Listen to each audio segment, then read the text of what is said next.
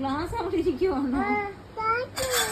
അത് പിന്നെ എടുക്കാം നമുക്ക്. ഇപ്പൊ കറി ഉണ്ടാക്കുമല്ലോ.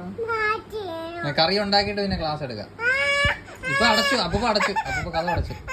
അപ്പൂപ്പ കഥ അടച്ചെന്ന്. അപ്പൂപ്പ കുഞ്ഞുണ്ടാക്കി ഉണ്ടായി കഴിഞ്ഞ് എടുത്തോണ്ട് വരാം. അച്ഛൻ ഉണ്ടായി കഴിഞ്ഞ് എടുത്തോണ്ട് വരാന്ന് അച്ഛാ. ഗ്ലാസ് മറന്നുപോയോ?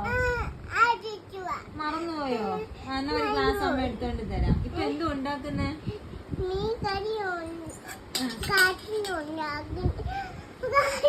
ഗ്ലാസ് എന്തിനാ? അല്ല എന്തിനാ?